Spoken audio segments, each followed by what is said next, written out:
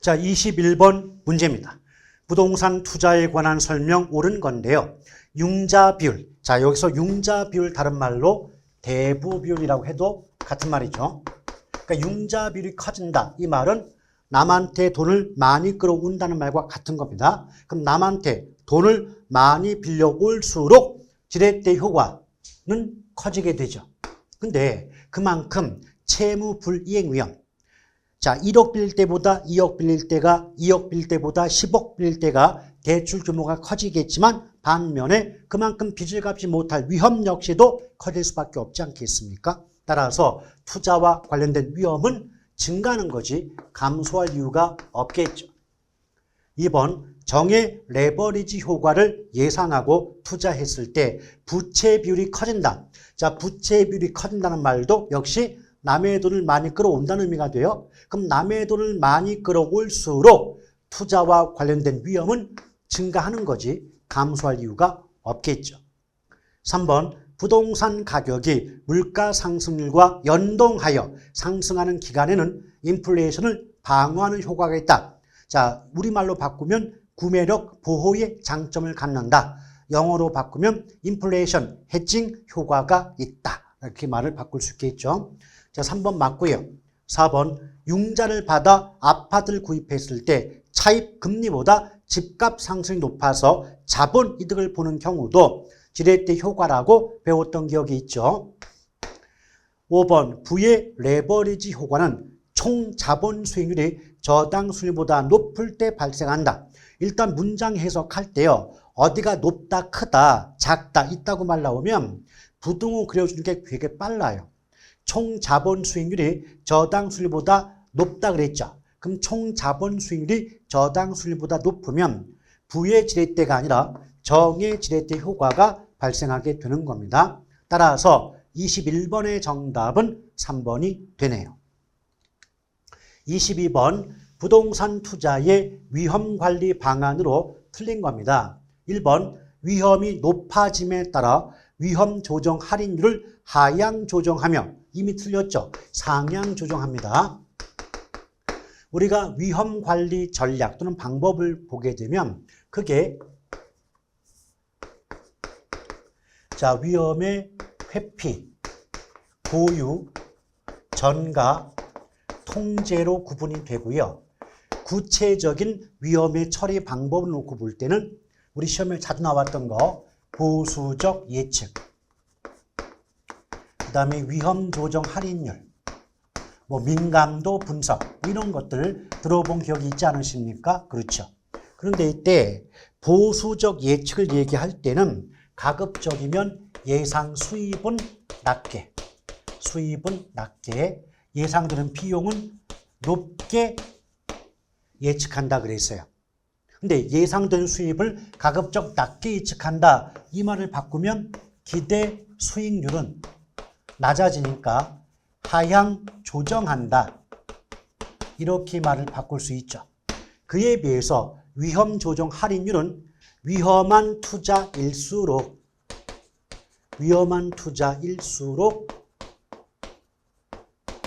높은 할인율을 적용한다라고 배우셨던 기억이 있지 않습니까? 여기서 위험한 투자다. 그 말은 위험이 높다는 거죠. 그 위험이 높을수록 높은 할인율을 적용하는 거예요. 근데 여기서 이 할인율이 바로 뭐다? 요구 수익률이다. 그 위험이 높을수록 요구 수익률을 높게 적용한다. 그럼 요구 수익이 높아진다는 건 하향 조정한다고 해야 됩니까? 상향 조정한다고 해야 됩니까? 상향 조정한다고 해야 되겠죠. 높다가 돼야 되니까 상향 조정한다. 그래서 하향 조정한다 그러면 틀릴 수밖에 없는 거죠. 2번 위험한 투자를 배제하는 전략은 엄격한 의미에서 투자가 아니며 투자자는 위험을 배제하니까 위험 없이 얻게 되는 수익만 구할 수가 있게 되겠죠. 따라서 무위험 수익률만을 획득할 수 있다. 맞죠?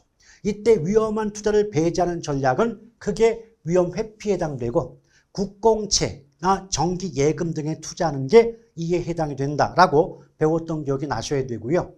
자, 투자 위험 중 경영 위험을 줄이기 위해 투자자는 단일 임차인보다 여러 업종의 임차인을 혼합하는 것이 유리하다. 맞죠?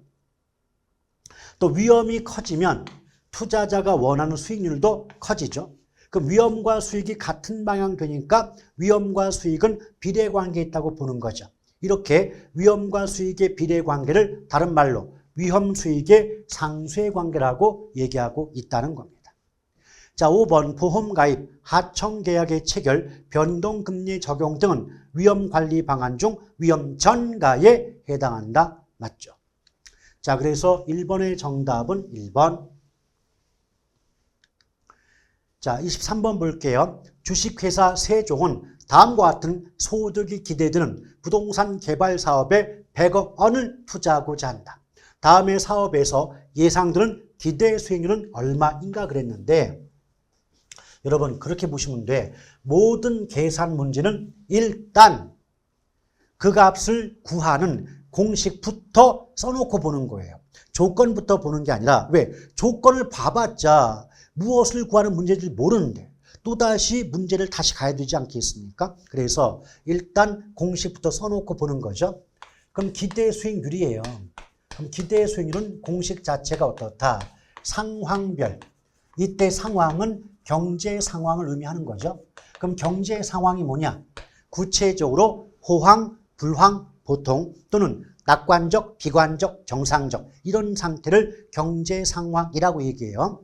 이 상황별 기대, 즉 예상되는 수익률에다가 그 수익이 발생할 확률을 곱한 값을 다시 합해주게 되면 이것이 기대 수익을 구하는 공식에 해당이 된다라고 보시면 됩니다. 그럼 첫 번째 불황일 때, 자, 불황이라는 상황에서 순영업소득이 4억이거든요. 이 말이 뭐냐면 다시 문제로 돌아가면 총 투자액이 100억이에요. 100억. 100억 중에서 예상되는 수익이 4억이 된다는 거죠. 그럼 생각해 보세요. 100억을 투자할 때 수익이 4억이 나온다면 예상 수익률은 100분의 4가 되기 때문에 4%에 해당이 되는 겁니다. 아시겠죠? 따라서 이런 예상 수익률, 자, 기대 수익률이죠. 기대 수익률은 100분의 4니까 4%. 그럼 똑같은 방법으로 보통일 때 100억 투자할 때 예상 수익이 10억이면 수익률은 100분의 10이니까 10%고요. 또 100억 투자할 때 예상 수익이 12억이면 수익률은 12%임을 알 수가 있죠. 그럼 첫 번째 불황일 때 예상 수익률이 4%인데 곱하기 확률이 40%예요. 여기서 조심할 게 뭐냐면 양쪽 모두가 퍼센트가 있을 때 잘못 계산하시면 엉뚱한 값이 나올 수 있거든요. 그래서 계산의 정확성을 높이고자 양쪽이 모두 퍼센트면 한쪽은 숫자로 바꿔야 됩니다. 어느 쪽을 바꾸냐면 값이 작은 쪽을, 큰 쪽을 바꾸시면 돼. 4보다는 40%가 값이 크죠. 그럼 40%는 숫자로 바꾸면 0.4예요. 왜? 100%가 1이거든요. 100%가 1이니까 40%는 0.4가 되는 겁니다. 아시겠죠? 그럼 당연히 같은 방법으로 30%는 숫자로 바꾸면 0.3, 20%는 숫자로 바꾸면 0.2가 되지 않습니까? 맞죠? 그리고 양쪽을 곱해 주시면 돼요. 곱해 주시면. 그리고 또 하나, 어차피 계산 문제는 숫자만 보시면 되지 퍼센트까지 볼 이유가 없다는 거예요. 아시겠죠? 그럼 저 같으면 4 곱하기 0.4, 10 곱하기 0.3, 12 곱하기 0.2 이런 식으로 계산하고 말 거예요. 왜? 객관식이에요. 주관식 아니거든요. 그럼 그 과정은 필요 없는 거고 결과만 맞으면 되죠. 숫자만 맞으면 되니까. 아시겠죠? 그럼 다시 써볼게요. 일단 불황일 때 예상 수익이 4% 곱하기 확률 0.4. 자, 보통일 때 기대 수익 10%니까 숫자만 쓰면 10 곱하기 0.3. 자, 호황일 때 12 곱하기 0.2가 되겠죠. 그럼 4, 4, 16이에요. 16인데 가운데 점이 있으니까 1.6. 10 곱하기 0.3은 3일 거고 12 곱하기 0.2는 자, 12 곱하기 2 하면 24인데 가운데 점이 있으니까 2.4의 합이죠. 그럼 1.6 더하기 3은 4.6이고 4.6에서 2.4를 합하면 7 나오지 않겠습니까? 그래서 이 문제의 정답은 7, 3번에 해당이 되겠군요. 자, 24번 볼게요. 화폐의 시간 가치에 대한 다음의 서술 중 옳은 걸 골라봐라. 저당 상수를 이용해서 원리금 균등 상환 방식에서의 원금 상환액을 구할 수 있다? 틀렸죠. 원리금 상환액을 구할 수 있습니다. 그래서 일단 첫 번째 원리금 균등이 나왔을 때 매기의 저당 지불액. 이때 저당 지불액이 무슨 말이냐면 남한테 돈을 빌리면 원금의 이자를 합해서 빚을 갚아야 되지 않겠습니까? 맞죠? 그래서 저당 지불액은 다른 말로 바꾸면 원리금 상환액이에요. 이 원리금 상환액을 구하는 계수가 바로 뭐다? 저당 상수예요. 산정이 바로 저당 상수다. 그러니까 저당 상수가 나왔죠? 그 원리금 균등까지는 좋았는데 원금만 갚는 금액이 아니라 원금의 이자까지 갚는 금액을 구하는 게 저당 상수이므로 리자가 빠져서 1번 틀렸다 이 말이에요.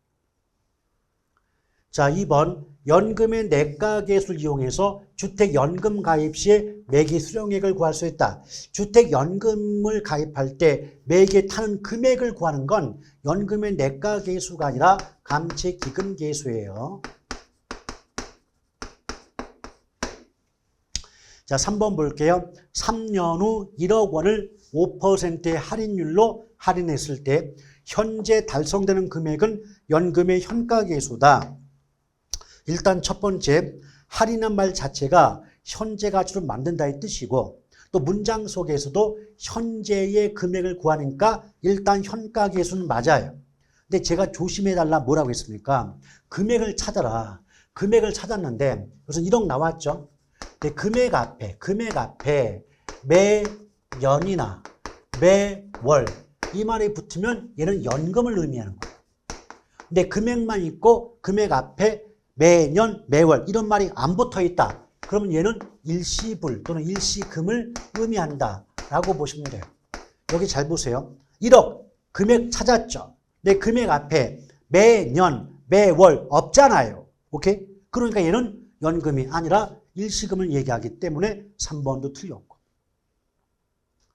자, 4번 5년 후 10억 원을 달성하기 위해 매기 불입할 금액. 일단은 뭐 앞뒤 다 빼고요. 요령 하나 알려드릴게요. 매기 불입할 금액, 매기 적립할 금액. 이 말 나오죠? 그럼 주저하지 마시고 감채기금계수를 답으로 하시면 돼요. 따라서 연금의 내과계수가 아니에요. 5번 연금의 현가계수를 이용해서 미상환 대출 잔액을 구할 수 있다? 맞죠? 그래서 문장 속에서 잔금이 잔액이죠. 잔금이나 잔금 비율, 그러니까 공통적으로 잔액이나 잔금자 붙었다. 그 무조건 공식 속에 연금의 현가계수가 들어간다라고 기억하는 것도 좋은 학습법일 수가 있겠습니다. 아시겠죠? 따라서 24번의 정답은 5번이 돼요. 25번 부동산 포트폴리오에 관한 다음의 설명 중 옳은 건데 1번 서로 다른 두 자산 간의 수익률이 동일한 방향. 자, 자산 간의 수익률이 동일한 방향으로 변한다 그랬는데 이때 자산 간 수익률 이 자체가 상관계수예요. 근데 같은 방향으로 바뀌면 상식적으로 방향이 같으면 플러스일까요? 마이너스일까? 플러스가 되겠죠. 즉 상관계수가 플러스가 된다는 뜻이에요. 그럼 플러스는 마이너스보다 값이 크겠죠. 따라서 상관계수가 플러스 값 또는 값이 클수록 반대로 위험의 분산 효과는 작아지는 거예요. 그래서 우리가 포트폴리오 배우실 때 상관계수가 클수록 위험의 분산 효과는 작아지고 상관계수가 작을수록 분산 투자 효과는 커진다라고 배우시지 않았습니까? 그때 제가 그걸 강조하면서 상관계수와 포트폴리오 분산 투자 효과는 반비례, 즉 반대 관계에 있다라고 말씀드렸어요. 그러니 자산 간의 수익률의 변화 방향이 상관계수고 같은 방향이니까 플러스. 그럼 상관계수가 플러스가 된다는 건 양액값을 갖는다, 값이 커진다. 그럼 반대로 위험의 분산 효과는 작아진다라고 나와야 정상이죠. 자, 효율적 전선상의 투자에 대한 상호 간에는 평균 분산 지배 원리가 작용하지 않으므로 우열을 가릴 수 없다. 빙고. 2번이 답이네요. 자, 상관계수가 마이너스 1이에요. 그럼 회피할 수 없는 위험. 피할 수 없는 위험은 체계적 위험이죠. 근데 여러분 뭐 배웠어요? 상관계수를 따지기 전에 아무리 효율적인 포트폴리오, 아무리 분산 투자를 잘한다 할지라도 체계적 위험은 전혀 영향 못 준다. 전혀 제거 감소시킬 수 없다라고 배우시지 않았습니까? 맞죠? 그러면 체계적 위험이 0이 될 수 있는 그런 경우는 없는 거죠. 어떻게 돼요? 회피할 수 있는 위험, 즉 비체계적 위험이 0이 된다면 맞겠지만 체계적 위험이 0이 된다는 말은 나올 수가 없는 말이에요. 자, 분산 투자에 따라 총 위험이 감소하므로 가장 효율적인 포트폴리오 구성된다면 가장 효율적인 포트폴리오 구성하더라도 총 위험이 0까지 감소하진 않아요. 왜? 총 위험 속에는 체계적 위험과 비체계적 위험이 모두 포함되어 있거든요. 근데 비체계적 위험은 0까지 제거시킬 수 있지만 체계적 위험은 전혀 제거가 안 되기 때문에 체계적 위험이 남아있다 보니까 어떠한 경우에도 총 위험이 0이 될 수는 없는 겁니다. 자, 구성 자산의 수가 증가한다. 이 자체가 분산 투자죠. 그 위험이 감소한다. 따라서 체계적 위험은 우하향한다. 아니라고 분산 투자하더라도 체계적 위험은 전혀 제거 감소가 안 되니까 수평선의 모습을 보이는 거지 우하향하지 않습니다. 그래서 25번의 정답은 2번. 26번 영업수지의 계산 과정 중 영업경비에 대한 설명 틀린 것. 영업경비란 대상 부동산을 운영 유지하는 데 소요되는 비용이다. 맞고 수익적 지출인 대수선비는 포함된다라고 했는데 여러분 보세요. 조심할 게 뭐냐면 이 대수선비는 수익적 지출이 아니라 자본적 지출이고요. 자본적 지출. 그 다음에 기본적으로 대수선비는 영업경비에 포함이 안 돼요. 그럼 뭐 해야 돼요? 대자 빼야죠.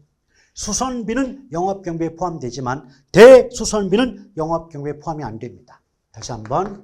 자, 수선비는 영업경비에 포함이 돼요. 영업경비에 포함이 됩니다. 그러나 대수선비는 한 글자 차이로 영업경비에 포함이 안 된다는 차이점 구분해 둘 필요가 있겠죠. 답은 2번이네요. 자, 저당 지불액. 아까도 얘기했지만 이게 원리금 상환액, 다른 말로 부채 서비스액이죠. 영업경비에 포함되지 않습니다. 또 감가상각비도 포함 안 되고요. 공실손실 상당액 및 대손충당금. 보통 저거 공부할 때 공실 및 불량부채 이렇게 공부하는 부분이 5번이에요. 역시 영업경비에 포함되지 않습니다. 그래서 정답은 몇 번? 예, 2번이죠. 27번 어림셈법에 관한 다음의 설명 중 잘못된 건데 종합자본환원율은 순소득 승수의 역수이다. 맞죠? 그래서 우리가 이제 순자신은 순종적이다. 이렇게 암기법이 있거든요. 이게 뭘까요? 순은 순소득 승수고 자는 자본회수 기간이죠. 그래서 왜 순자시라고 한다? 순소득 승수가 곧 자본회수 기간이 되기 때문에 순자시라고 외우고 있는 거고요. 순종률은 뭐냐면 순소득 승수는 종합자본환원율과 자 종합자본환원율과 역수라는 거예요. 종합자본환원율과 역수의 관계에 있기 때문에 순종적이다. 이렇게 외우는 암기법이 있다라고 하는 겁니다. 2번 순소득 승수는 그렇죠. 자본회수 기간이니까 순자시. 순소득 승수가 작을수록 투자 원금을 빠르게 회수할 수 있다. 자, 분명히 앞에서 순소득 승수가 곧 자본회수 기간, 본전을 뽑을 때까지 걸린 기간이니까 그 승수값이 작을수록 보다 빠른 속도로 투자한 원금을 회수, 뽑을 수가 있다는 의미가 되기 때문에 2번 맞고요. 지분 배당률은 여러 해의 세전현금 수지, 지분 수익률은 하나의 세전현금 수지를 기준으로 산정한다. 앞뒤가 바뀌었어요. 여러 해의 세전현금 수지를 가지고 계산되는 건 지분 수익률, 한 해 동안의 세전현금 수지를 기준으로 구하는 값은 지분 배당률이죠. 따라서 지분 배당률과 지분 수익률의 위치가 바뀌었다고 보시면 되므로 정답은 3번. 자, 세전현금 수지 승수는 세전현금 수지로 지분 투자액을 나눈다. 보통 분모값에서 공식, 분수식이죠. 자, 분수식에서 분모값은 로나 으로가 붙고 분자값은 을이나 를자가 붙거든요. 따라서 세전현금 수지가 분모가 되고 지분 투자액이 분자가 되죠. 그리고 또 하나 승수법은요. 승수 앞에 나온 제목이 분모가 돼요. 그러니 제목이 분모니까 세전현금 수지가 분모가 되고 지분 투자액이 분자가 되는 건 너무나 당연한 상식이죠. 자, 세후 수익률 나왔죠? 읽어보시면 되겠고. 자, 28번. 부동산 금융의 자금 조달 방법 중 부채금융. 자, 부채금융인데요. 일단 조인트 벤처 지분금융이죠. 신디케이트 지분금융이에요. 펀드 지분금융이고요. 부동산 투자회사 리츠죠. 지분금융이에요. 근데 부동산 신탁만 전부 다 부채금융이다. 그래서 이 문제의 정답은 5번입니다.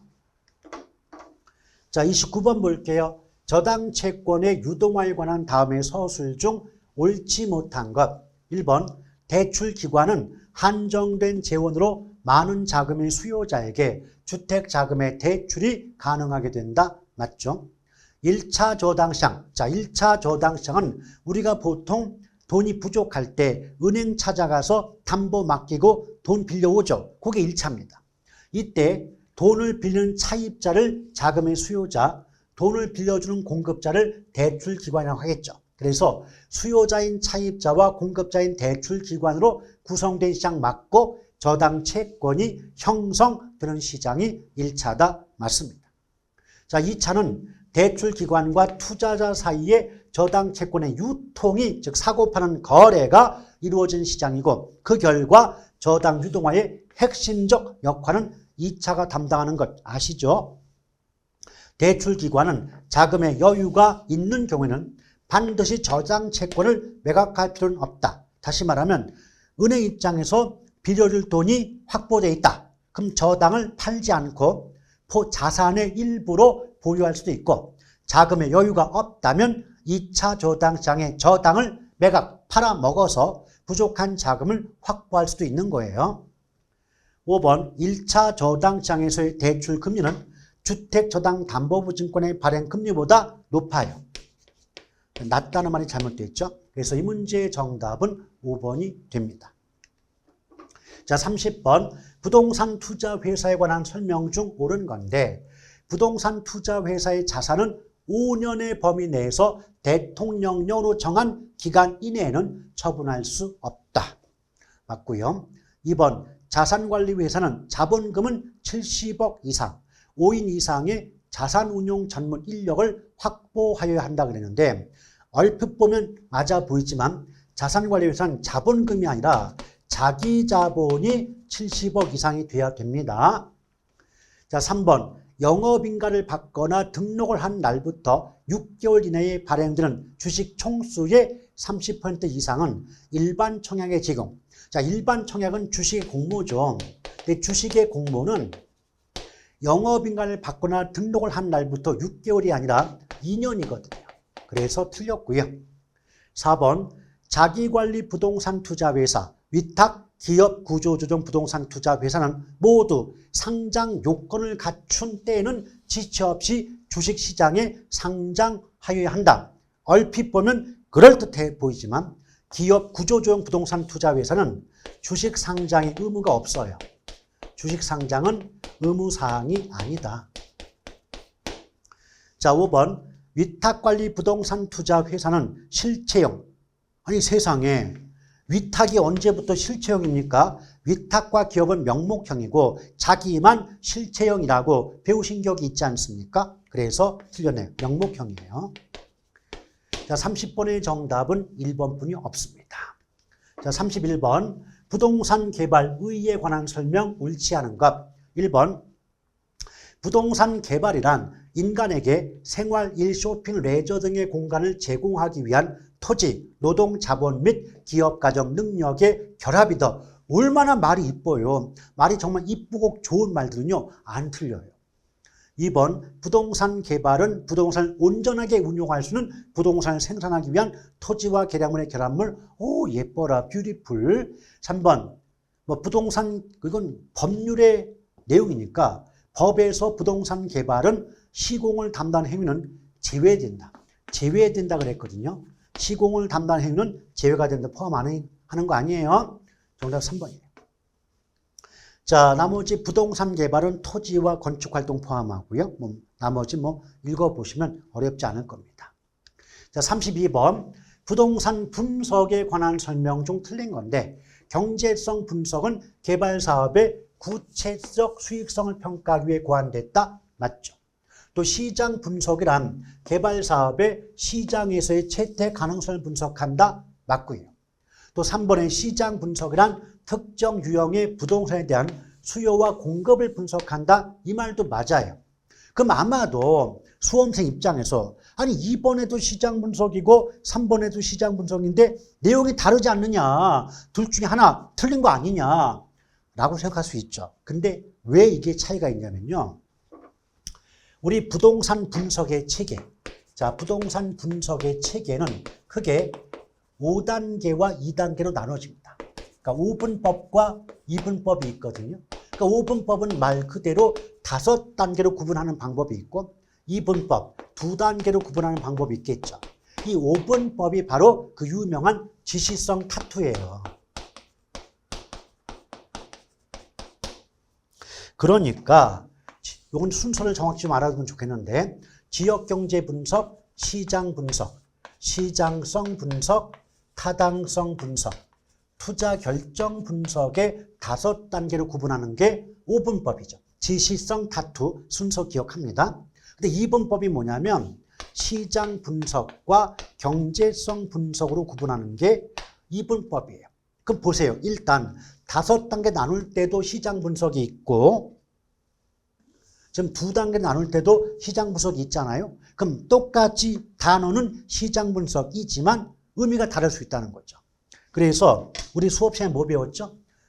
자, 5단계 나눌 때 시장 분석은 특정 유형의 부동산에 대한 수요와 공급 상황을 분석한다는 말이 대표적이고 그에 비해서 2단계 시장과 경제성 분석 구분할 때 시장 분석은 어떤 개발 사업이 과연 시장에서 채택될 가능성이 있겠는가? 시장에서의 채택 가능성을 분석한다. 이렇게 말이 나오게 된다 그랬어요. 잘 구분하시길 바랍니다. 자, 시장성 분석 나왔죠? 이제 성자 나오면 매매 임대 가능성 또는 매매 임대 경쟁력 이 말이 붙게 돼요. 여기서 매매 대신에 분양자로 바꾸는 경우도 있고요. 경쟁력 이 말 대신에 가능성이란 말로 바꿀 수 있습니다. 그래서 시장성, 성자 나오면 뭐다? 매매 임대 가능성. 자, 시장성이죠. 성자 나오면 매매 임대 가능성. 자, 매매 대신에 뭐 바꾼다고요? 예, 분양이라고 말 바꿀 수 있고요. 가능성 대신에 어떤 말 바꿀 수 있다고요? 경쟁력이라고 말을 바꿀 수가 있다. 아시겠죠? 5번 부동산 개발의 분석 체계는 지시성 타투예요. 그럼 지역경제 분석하고 그 다음에 시장 분석이 먼저 나오고 시장성 분석이 세 번째 나와야 되겠죠. 지시성 타투니까 맞죠? 그래서 시장 분석과 시장성 분석의 위치가 바뀌었기 때문에 32번의 정답은 5번이 됩니다. 자, 33번이에요. 부동산 개발은 외관에 따라 유형적 개발, 무형적 개발, 복합적 개발로 구분할 수 있다. 맞고. 자체 개발 사업은 토지 소유자가 직접 자금을 조달하여 자기 소유의 토지를 개발하므로 개발업자와의 위험 분산 효과가 발생한다. 말도 안 되죠, 여러분.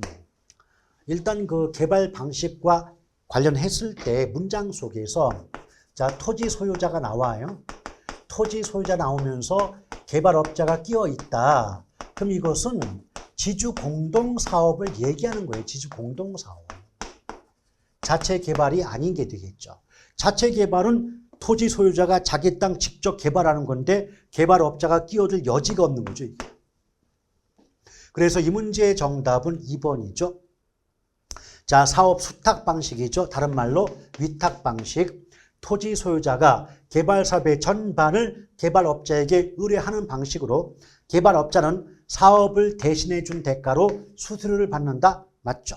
그래서 수탁 방식은 토지 소유권이 개발업자에게 넘어가지 않는 거예요. 토지 소유권 이전되지 않는다. 또는 토지 소유권을 유지한다. 이렇게 말할 수 있겠죠. 자, 컨소시엄. 컨소시엄이라는 말 자체가 연합 조직체의 의미가 되기 때문에 특징적인 단어가 뭐 자금의 조달, 기술 보완, 자금 조달, 기술 보완 요 말 나오면 컨소시엄을 답으로 하셔도 상관이 없어요. 자, 신탁 개발 나왔죠? 똑같은 탁자 논리지만 3번의 수탁과 5번의 신탁은 어떤 차이점? 토지 소유권이 이전되느냐, 되지 않느냐의 차이가 있다는 것 꼭 구분해서 기억하실 필요가 있습니다. 자, 34번 볼게요. 부동산 마케팅에 관한 설명 중 옳은 건데 STP 전략은 자, 수요자와 공급자 간의 지속적인 상호작용, 이거 관계 마케팅이죠. 관계 마케팅. 자, 2번 부동산 시장이 매수자 시장에서 매도자 시장으로 전환됨에 따라 마케팅이 중시된다. 그러니까 칼자루를 소비자가 잡게 되니까 마케팅이 중시될 수밖에 없지 않겠습니까? 그래서 매수자와 매도자의 위치가 바뀌어야 돼요. 그러니까 옛날에는 매도자, 공급자가 칼자를 쥐고 있었는데 요새는 매수자, 즉 소비자가 칼자를 쥐고 있으니까 아양을 떨고 애교를 부려야 되기 때문에 마케팅이 중시된다라고 얘기하는 거죠. 자, 정부, 경쟁업자, 고객, 공중 등은 마케팅 환경 중 미시적 환경이죠. 거시가 아니에요. 시장 점유 마케팅은 수요자 중심의 전략 아니죠. 수요자 중심을 내버려 두고 싶다면 시장을 빼고 고객을 집어넣어야 되겠고, 시장을 내버려 두고 싶다면 시장 점유 마케팅은 공급자 중심의 전략이 되거든요. 그래서 4번도 틀렸다. 그럼 5번 시장 세분화란 수요자 집단을 연령이나 소득을 기준으로 분할함을 말한다. 맞죠? 이게 이제 STP의 S가 되겠죠. STP, S가 세그멘테이션, 시장 세분화죠. 수요자 집단을 연령, 소득을 기준으로 나눈다. 그러니까 분할한다는 말 대신에 뭐 세분한다 할 수도 있는 거고, 연령이란 말 대신에 인구적 특성, 소득이란 말 대신에 경제적 특성, 이렇게 단어를 바꾸는 거예요. 그러니까 연령이나 소득을 기준 이 말 대신에 수요자 집단을 인구나 경제적 특성에 따라서 세분한다, 분할한다. 이것이 시장 세분화다. 이렇게 말을 바꿀 수도 있는 겁니다. 자, 정답은 5번이네요. 35번. 다음은 감정평가 제도의 필요성을 설명한 것이다. 가장 옳지 않은 겁니다. 부동산 시장은 합리적인 가격 형성을 제외하는 요인이 많기 때문에 적정한 가치 판단이 요구된다. 맞죠? 부동산은 지역별, 유형별로 가격이 차별적으로 형성되므로 적정 가치의 판단이 필요하다. 맞지 않겠습니까? 3번 부동산 가격은 소유권 및 권리 이익의 대가이므로 전문적인 가치 판단이 요구된다. 맞죠? 또 부동산 가치 형성위원회 일원성 때문에 전문적인 가치 판단이 커진다. 아니죠. 가치 형성 요인은 되게 많아요. 그러니까 일원성이 아니라 뭐 다양성 또는 뭐 복잡성 때문에 이 다양하고 복잡한 가치 형성 요인을 일반인이 모두 고려해서 정확한 가치를 판단하기가 어렵게 되니까 감정평가사라는 전문가에 의한 감정평가 가치 판단이 필요할 수밖에 없지 않겠니? 이렇게 말이 나와야 되겠죠. 그래서 35번의 정답은 4번이 되고요. 5번 문장도 기출문제 분석하다 보면 좀 자주 나오는 문제, 반복되는 지문 중에 하나니까 좀 익혀두시면 좋겠습니다.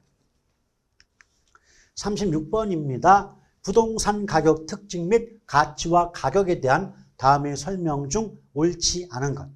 부동산 가격은 지역별 유형별로 상이하게 형성됨이 일반적이다. 맞죠? 그래서 보통 이 부동산 가격의 특징을 갖고 말을 하게 되면 가볍게 정리했을 때 부동산 가격은 교환의 대가인 가격과 용익의 대가인 임료로 구분이 된다. 이런 식의 말도 나올 수 있는 거고요. 또 부동산의 가격은 소유권, 기타 권리 이익에 대한, 권익에 대한 대가죠. 권리이익을 줄이면 권익이니까 대가의 성격이 있다. 또 이것 이외에 부동산 가격은 지역별로 형성되고 물건별로 개별적으로 형성이 된다. 뭐 개별적 이 말 대신 뭐 유형별로 가격이 형성된다라고 할 수도 있는 거고요. 장기적 배려하에 형성된다라고 해도 상관이 없겠습니다. 그러니까 지금 2번에 보면 부동산 가격은 부동산에 관한 소유권, 기타 권리 이익에 대한 대가이기 때문에 하나의 물건에도 2개 이상의 복수의 가격이 형성될 수 있다. 맞죠? 이게 뭐냐면 물건이 하나예요.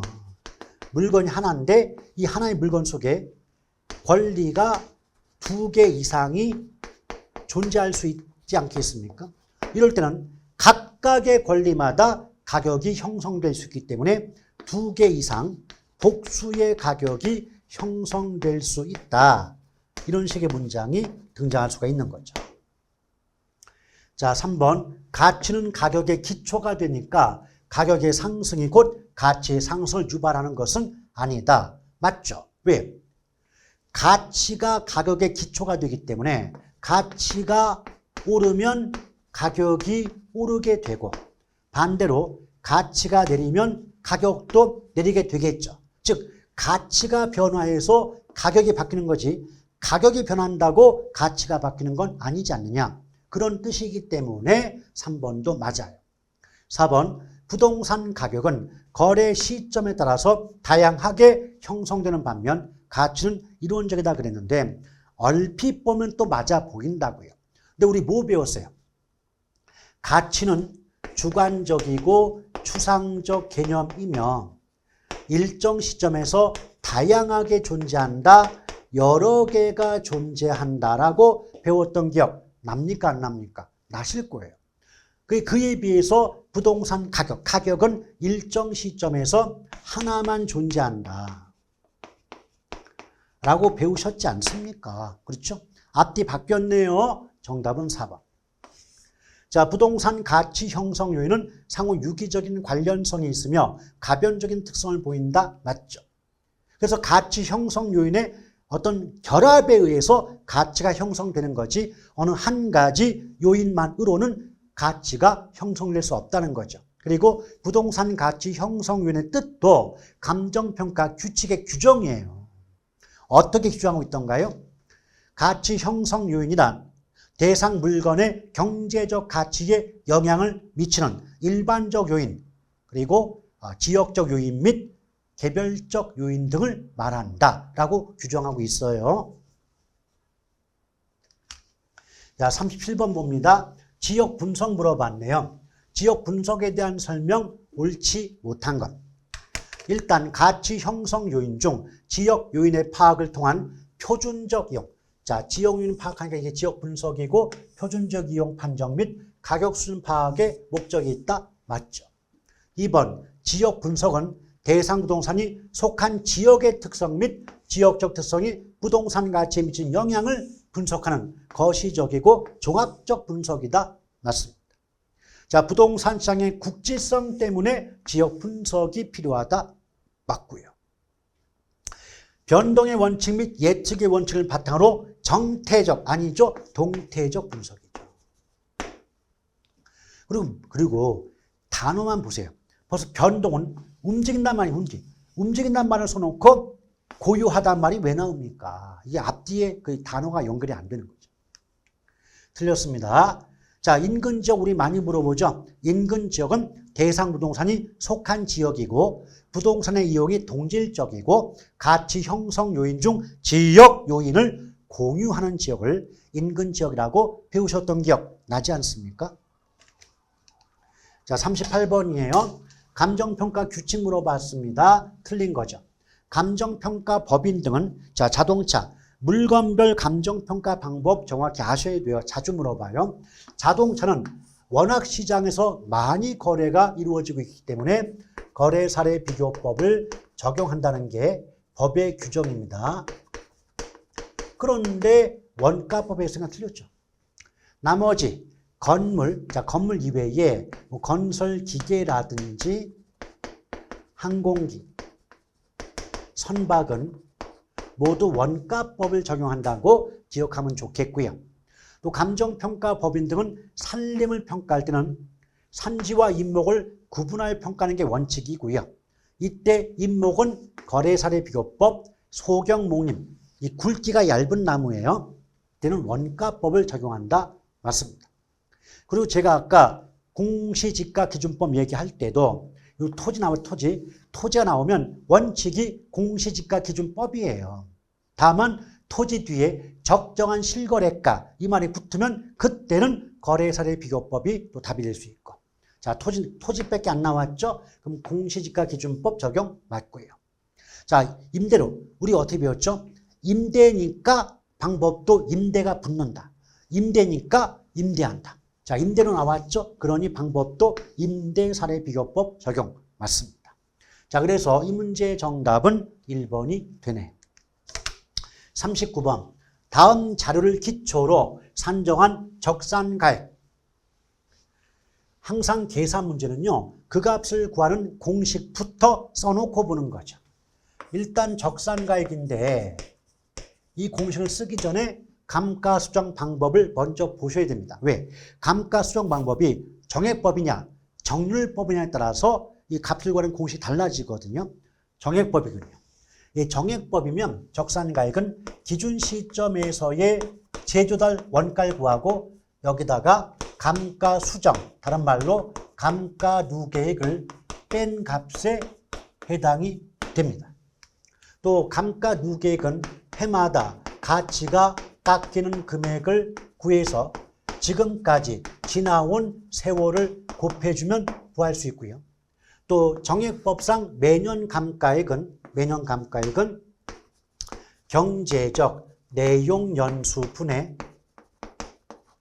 제조달 원가 빼기 잔존 가격으로 값을 구할 수가 있습니다. 하나씩 해볼게요.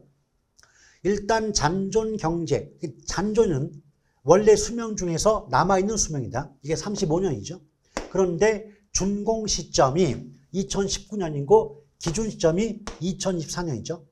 이걸 놓고 보면 얘는 이 건물은 지은 지 5년이 지났다는 거예요. 따라서 경과년수가 5년인 거죠. 더불어 지난 세월이 5년이고 남은 세월이 35년이니까 원래 경제적 내용 연수는 40년임을 알 수가 있고요. 그렇죠? 또 경과년수는 지금 몇 년이다? 5년임을 알 수가 있었다. 그런데 기준 시점의 제조달 원가를 줬네요. 얼마? 4억이라고. 그럼 이제 4억 여기다 써주고요. 여기 공식에도 4억을 이렇게 써주자 이거죠. 근데 분명히 잔존 가치율이 10% 나와 있죠. 이건 방법이 두 가지가 있어요. 잔존 가치율은 뭐냐면 그 물건의 가치가 깎이지 않고 남아있는 값어치 비율이 잔존 가치율, 줄여서 잔가율이거든요. 그러면 제조달 원가가 4억이니까 4억의 10%인 4천만 원을 빼서 3억 6천만 원이다. 이렇게 구할 수도 있는 거고요. 두 번째 방법은 어차피 10%는 남아있는 거니까 깎여 나간 게 90% 아니고 90%. 90%는 가치가 깎였다는 뜻이 되죠. 그러니 처음부터 4억 곱하기 0.9, 90%에서 4구 36 해갖고 3억 6천을 구하는 방법도 있다는 거죠. 그럼 보세요.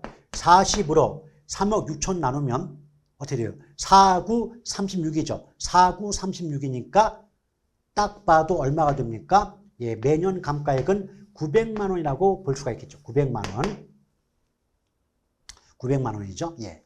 그러면 해마다 가치가 깎이는 금액이 900만 원인데, 자, 900만 원인데 지금까지 5년이 지났다. 그럼 900만 원씩 5년이 지나면 9호 45니까 감가수령액은 4,500만 원임을 알 수가 있죠. 그럼 4억에서 4,500 빼면 적산가액은 3억 5,500이라는 값이 나온다는 걸 구할 수가 있겠습니다.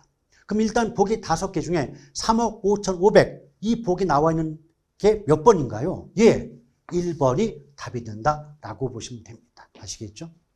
생각보다 이제 적산가액 구하는 것은 이 계산 과정만 익혀놓으면 나올 때마다 숫자만 바뀌거든요. 그러니까 딱딱 대입해서 값을 구할 수가 있는데 아무래도 계산이다 보니까 심리적인 압박감은 있을 수밖에 없겠습니다.